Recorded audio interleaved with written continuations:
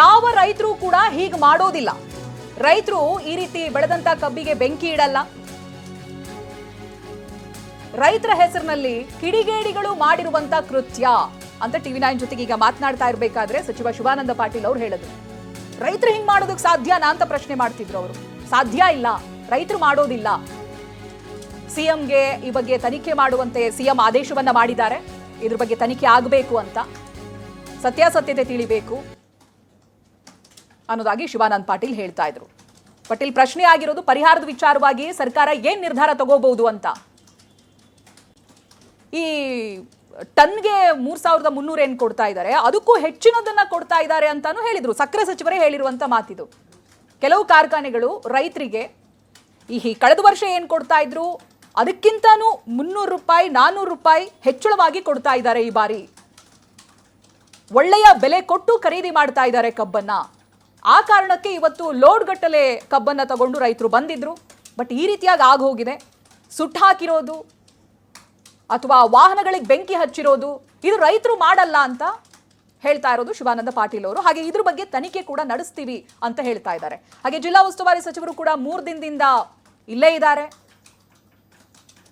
Close ಆಗಿ monitor ಮಾಡ್ತಾ ಇದ್ದಾರೆ ರೈತರ ಪ್ರತಿಭಟನೆ ಹಾಗೆ ಅವರ ಮೂಮೆಂಟ್ಸ್ಗಳು ಏನಾಗ್ತಾ ಇದೆ ಅನ್ನೋದನ್ನ ಮಾಹಿತಿ ಕಲೆ ಹಾಕ್ತಾ ಇದ್ದಾರೆ.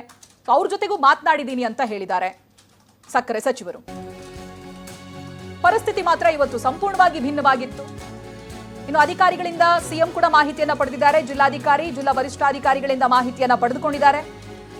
ಬೆಂಕಿ ಬಗ್ಗೆ ದೂರವಾಣಿ ಮೂಲಕ ಸಿಎಂ ಮಾಹಿತಿ ಪಡೆದಿದ್ದಾರೆ. ಜಿಲ್ಲಾ ಉಸ್ತುವಾರಿ ಸಚಿವರಿಗೆ ಸಿಎಂ ಕರೆ ಮಾಡಿದ್ದಾರೆ. ಹಾಗೆ ಮಾಹಿತಿಯನ್ನ ಕೂಡ ಪಡೆದಿದ್ದಾರೆ. ಅದನ್ನು ಶಿವಾನಂದ ಪಾಟೀಲ್ ಹೇಳ್ತಾ ಇದ್ರು. ಸಿಎಂ ಫೋನ್ನಲ್ಲಿ ಮಾತನಾಡ್ತಾ ಇದ್ರು. ಹಾಗೆ ಸ್ಥಳದಲ್ಲಿ ಏನಾಗ್ತಾ ಇದೆ ಅನ್ನೋದನ್ನು ತಿಳಿದುಕೊಳ್ತಾ ಇದ್ರು ಅನ್ನೋದಾಗಿ. ಪ್ರತಿನಿಧಿ ರವಿಮುಖಿ ಇದ್ರ ಬಗ್ಗೆ ಇನ್ನಷ್ಟು ಡೀಟೇಲ್ಸ್ಗಳನ್ನ ಕೊಡ್ತಾ ಹೋಗ್ತಾರೆ. ಪ್ರತಿನಿಧಿ ರವಿಮುಖಿ ಅವರೇ, ಈಗಿನ ಪರಿಸ್ಥಿತಿ ಯಾವ ರೀತಿಯಾಗಿದೆ ಅಲ್ಲಿ? ಹೇಗಿದೆ? ರೈತರು ತಣ್ಣಗಾಗಿದ್ದಾರಾ? ಏನ್ ಹೇಳ್ತಾರೆ?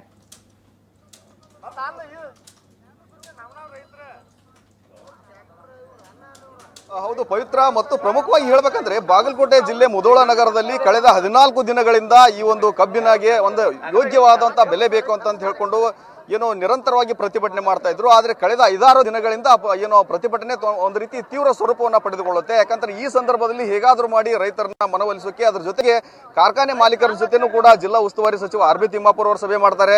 ಅದ್ರ ಜೊತೆಗೆ DC ಅವರು ಸಭೆ ಮಾಡ್ತಾರೆ. ಎಲ್ಲ ಹಿರಿಯ ಅಧಿಕಾರಿಗಳು ಕೂಡ ಸಭೆ ಮಾಡಿ ಹೇಗಾದ್ರೂ ಮಾಡಿ ಸಂಧಾನ ಮಾಡಿ ಒಂದ್ ಕಡೆ ಕಾರ್ಖಾನೆ ಆರಂಭಿಸಬೇಕು ಅನ್ನೋ ನಿಟ್ಟಿನಲ್ಲಿ ಮತ್ತು ರೈತರಿಗೂ ಕೂಡ ಒಂದು ಯೋಗ್ಯ ಬೆಲೆಯನ್ನು ಕೊಡ್ಬೇಕಂತ ಹೇಳ್ಕೊಂಡು ಏನೋ ಒಂದು ಸಂಧಾನ ಸಭೆ ಮಾಡ್ತಾರೆ. ಯಾವ ಕೂಡ ಫಲಪ್ರದ ಆಗೋದಿಲ್ಲ. ಈ ನಿಟ್ಟಿನಲ್ಲಿ ಇಂದು ರೊಚ್ಚಿಗೆದ್ದಂತಹ ಮುಧೋಳ ರೈತರು ಏನ್ ಮಾಡ್ತಾರೆ ಅಂತಂದ್ರೆ ಇವತ್ತು ಕೂಡ ಒಂದು ಬೃಹತ್ ಆದಂತಹ ಒಂದು ಪ್ರತಿಭಟನಾ ಟ್ರ್ಯಾಕ್ಟರ್ ರ್ಯಾಲಿಯನ್ನು ಕೂಡ ಇಟ್ಟುಕೊಂಡಿರ್ತಾರೆ ಮುಧೋಳ ನಗರದಲ್ಲಿ. ಅದ ನಂತರದ ಸಂದರ್ಭದಲ್ಲಿ ಅಲ್ಲಿನೂ ಕೂಡ ಸಂಜೆವರೆಗೆ ಏನಾದ್ರೂ ಒಂದು ಒಳ್ಳೆ ರೀತಿ ಸಂದೇಶ ಬರಬಹುದು ಅಧಿಕಾರಿಗಳಿಂದ ಮತ್ತು ಕಾರ್ಖಾನೆ ಮಾಲೀಕರಿಂದ ಅಂತ ಹೇಳ್ಕೊಂಡು ಕಾದ್ರು. ಆದ್ರೆ ಯಾವುದೇ ರೀತಿ ಅಧಿಕಾರಿಗಳಿಂದ ಆಗಲಿ ಮತ್ತು ಸಕ್ಕರೆ ಕಾರ್ಖಾನೆ ಮಾಲೀಕರಿಂದಾಗಲಿ ಒಂದು ಒಳ್ಳೆಯ ಸಂದೇಶ ಬರೋದಿಲ್ಲ. ಯಾಕಂತಂದ್ರೆ ಎಸ್ಪೆಷಲಿ ಸರ್ಕಾರ ಘೋಷಣೆ ಮಾಡಿರುವಂತಹ 3,003 ರೂಪಾಯಿ ಬೆಲೆಯನ್ನ ನಾವು ಕೊಡ್ತೀವಿ ಅಂತ ಹೇಳ್ಕೊಂಡು ಕಾರ್ಖಾನೆ ಮಾಲೀಕರು ಆರಂಭದಲ್ಲಿ ಹೇಳಿದ್ರು. ನಂತರ ಕೆಲವೊಂದಿಷ್ಟು ಒಪ್ಪಂದ ಕಾರ್ಖಾನೆ ಮತ್ತು ಮಾಲೀಕರ ಮಧ್ಯೆ, ಅಂದ್ರೆ ಕಾರ್ಖಾನೆ ಮಾಲೀಕರು ಮತ್ತು ರೈತರ ಮಧ್ಯೆ ಕೆಲವೊಂದಿಷ್ಟು ಬೆಲೆ ವಿಚಾರದಲ್ಲಿ, ಅಂದ್ರೆ ರೈತರು 3,250 ರೂಪಾಯಿನ ಮೊದಲೇ ಕೊಡಿ, ನಂತರ ಇನ್ನೊಂದು ಕಂತು ಸರ್ಕಾರ 50 ರೂಪಾಯಿ ಕೊಡುತ್ತೆ ಅಂತ ಹೇಳ್ಕೊಂಡು, ಆದ್ರೆ ನಾವು ಮೊದಲ 3,200 ಕೊಡ್ತೀವಿ, ನಂತರ ಸರ್ಕಾರ 50, ನಾವು 50 ಕೊಡ್ತೀವಿ ಅಂತ ಹೇಳ್ತಾ ಇದ್ರು. ಇದ್ಯಾವುದೂ ಕೂಡ ಫಲಪ್ರದ ಆಗದ ಹಿನ್ನೆಲೆಯಲ್ಲಿ ನಂತರ ಸಮೀರ್ವಾಡಿ ಸಕ್ಕರೆ ಕಾರ್ಖಾನೆಗೆ ಮುಧೋಳದಿಂದ ಸುಮಾರು ಸಾವಿರಾರು ಸಂಖ್ಯೆಯಲ್ಲಿ ರೈತರು ನುಗ್ಗೋಕೆ ಶುರು ಮಾಡ್ತಾರೆ. ಅಲ್ಲಿಂದ ಬಂದು ಆ ಮಾರ್ಗ ಮಧ್ಯೆ ಸಂಗಾನಟ್ಟಿ ಅಂತಿದೆ, ಅಲ್ಲೊಂದು 2 ಟ್ರೇಲರ್ ಹೊಂದಿರುವಂತಹ ಒಂದು ಟ್ರ್ಯಾಕ್ಟರ್ನ ಸಂಪೂರ್ಣವಾಗಿ ಪಲ್ಟಿ ಮಾಡ್ತಾರೆ ಮತ್ತು ಪಲ್ಟಿ ಮಾಡಿ ಅಲ್ಲಿಯೂ ಕೂಡ ಬೆಂಕಿ ಹಚ್ತಾರೆ. ಅದರ ನಂತರದ ಸಂದರ್ಭದಲ್ಲಿ ಉದ್ರಿಕ್ತಗೊಂಡಂತಹ ರೈತರು ಎಲ್ಲರೂ ಕೂಡ ಸಮೀರ್ವಾಡಿ ಸಕ್ಕರೆ ಕಾರ್ಖಾನೆಗೆ ಮುತ್ತಿಗೆ ಹಾಕೋಕೆ ಬರ್ತಾರೆ. ಬಂದಂತಹ ಸಂದರ್ಭದಲ್ಲಿ ಈ ಒಂದು ಸಮೀರ್ವಾಡಿ ಸಕ್ಕರೆ ಕಾರ್ಖಾನೆ ಆವರಣದಲ್ಲಿ ನಿಂತಿರುವಂತಹ ವಾಹನಗಳು ಕಬ್ಬನ್ನ ತುಂಬಿದಂತಹ ಟ್ರ್ಯಾಕ್ಟರ್ಗಳಿದ್ದಾವೆ, ಅವುಗಳಲ್ಲೂ ಕೂಡ ಕೆಡೋಕೆ ಮುಂದಾಗ್ತಾರೆ. ಆದ್ರೆ ಅದೃಷ್ಟವಶಾತ್ ಅದು ಆಗೋದಿಲ್ಲ.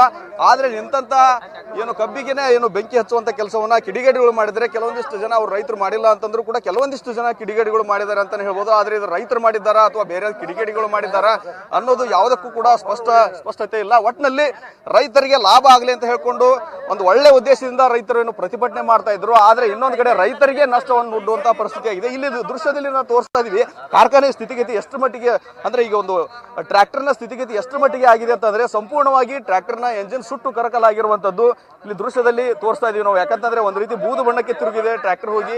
ಈಗಾಗಲೇ ಮೇಲ್ಭಾಗದಲ್ಲಿ ಕೂಡ ಏನು ಹೊಗೆ ಆಡ್ತಾ ಇರುವಂತದ್ದು ಅಂದ್ರೆ ಕಬ್ಬು ಹಸಿ ಆಗಿರೋದ್ರಿಂದ ಸ್ವಲ್ಪ ಮಟ್ಟಿಗೆ ಬಚಾವಾಗಿದೆ. ಅದನ್ನ ರಕ್ಷಣೆ ಮಾಡೋಕ್ಕೂ ಕೂಡ ಒಂದು ಹರಸಾಹಸ ಪಡಬೇಕಾಯ್ತು. ಅದ್ರ ಜೊತೆಗೆ ಕೆಲವೊಂದಿಷ್ಟು ಜನರನ್ನ ರೈತರನ್ನ ಮಾತಾಡ್ಸೋಣ. ಯಾಕಂತಂದ್ರೆ ರೈತರಿಗೆ ಅನುಕೂಲ ಆಗಲಿ ಅಂತ ಹೇಳ್ಕೊಂಡು ಪ್ರತಿಭಟನೆ ಮಾಡುವಂತ ಸಂದರ್ಭದಲ್ಲಿ ಅದು ವಿಕೋಪಕ್ಕೆ ಹೋಗಿ ರೈತರಿಗೆ ನಷ್ಟ ಆಗುವಂತ ಸ್ಥಿತಿಯಲ್ಲಿ ನಿರ್ಮಾಣವಾಗಿದೆ.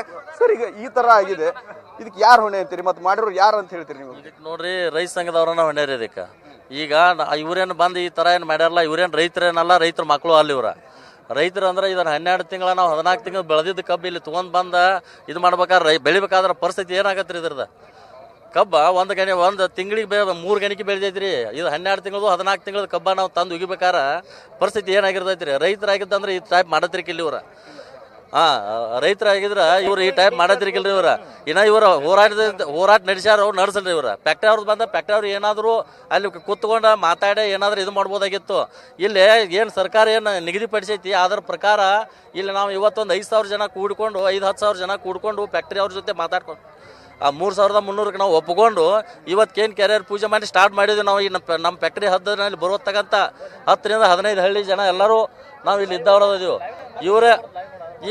ಇವ್ರು ಏನೂ ಇಲ್ದ ಮುದೋಳ ಭಾಗದ ರೈತರು ಅಂತೇಳಿ ಬಂದ ಈ ನಮ್ಮನೆ ಎಲ್ಲ ಇವ್ರು ಫ್ಯಾಕ್ಟ್ರಿ ಏನು ನುಕ್ಸಾನ ಮಾಡಿದಂಗೆ ಆಗ್ತಿವ್ರು. ಎಲ್ಲ ರೈತರನ್ನ ನಮ್ಮನ್ನ ನುಕ್ಸಾನ ಮಾಡ್ಯಾರ ಇವ್ರು. ಈಗ ಕಡಿಮೆ ಅಂದ್ರೆ ಒಂದು 50 ಡೆಬ್ಬಿಗಳು ಸುಟ್ಟಾರ, ಮುಂದೆ 2-3 ಇಂಜನ್ ಸುಟ್ಟಾರ, 10 ಸೈಕಲ್ ಮೋಟ್ರ್ ಸುಟ್ಟಾರ. ಮುಂದೆ ಇಲ್ಲೇ ನಮ್ಮ ಡ್ರೈವರ್ಗೆ ಈಗ ಕಲ್ಲು ಹೋಗದಾರ.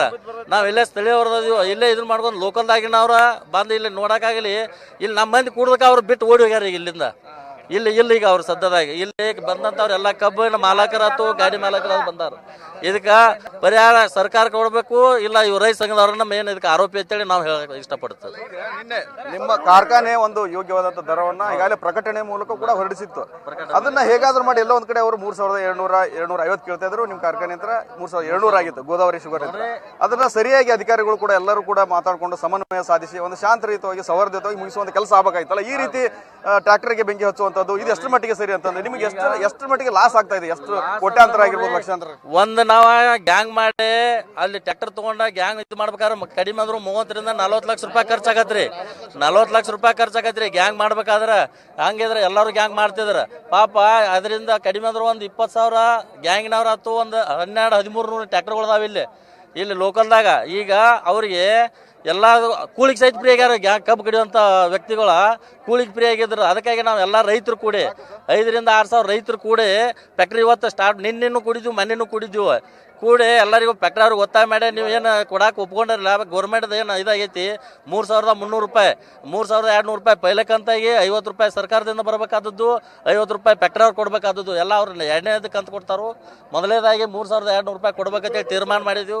ಮಾಡಿ ನಾವೆಲ್ಲ ರೈತರು ಕೂಡಿ ಇಲ್ಲಿ ಫ್ಯಾಕ್ಟ್ರಿ ಸ್ಟಾರ್ಟ್ ಮಾಡಕ್ಕೆ ನಾವು ಇವತ್ತು ಈ ಫ್ಯಾಕ್ಟ್ರಿ ಚಾಲೂ ಮಾಡಕ್ಕೆ ನಾವೆಲ್ಲ ಒತ್ತಾಯ ಮಾಡಿ ಚಾಲೂ ಮಾಡಿಸಿದ್ವಿ. ಇಲ್ಲಿಂದ ಕಡಿಮೆ ಅಂದ್ರೆ 10,000 ಮಂದಿ ಇದ್ವಿ ನಾವು.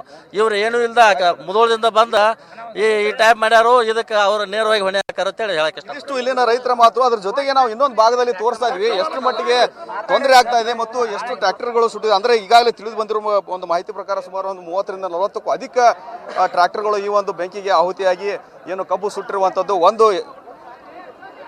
ಒಂದು ಎಂಜಿನ್ ಅಂತೂ ಸಂಪೂರ್ಣವಾಗಿ ನಾಶವಾಗ್ತಾ ಇದೆ. ಒಟ್ಟಿನಲ್ಲಿ ಹೇಳೋದಾದ್ರೆ ಯಾಕಂದ್ರೆ ರೈತರ ಒಂದು ತಾಳ್ಮೆ ಕಳೆದುಕೊಂಡ ಪರಿಣಾಮ ಇಷ್ಟೊಂದು ದುರಂತ ಆಗಿರುವಂತದ್ದು. ಇದ್ರ ಬಗ್ಗೆ ಆದಷ್ಟು ಬೇಗ ತನಿಖೆಯಾಗಿ ಮತ್ತು ಏನು ನಷ್ಟ ಹೊಂದಿದಂತ ರೈತರಿಗೆ ಪರಿಹಾರ ಕೊಡಿಸುವಂತ ಕೆಲಸ ಆಗಬೇಕಾಗಿದೆ. ಥ್ಯಾಂಕ್ ಯು ರವಿ ಮಾಹಿತಿಗಾಗಿ.